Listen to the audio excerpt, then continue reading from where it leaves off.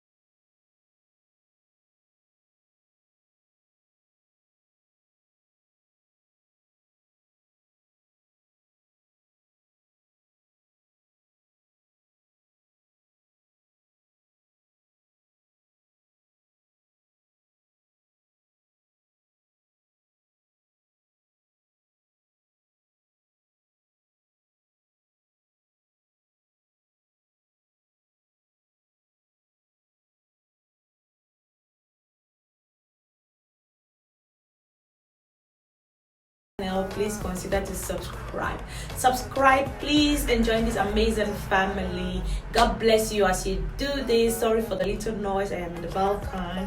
Yes, and to my amazing subscribers, thank you for always supporting me. Thanks so much for watching, and see you in my next video.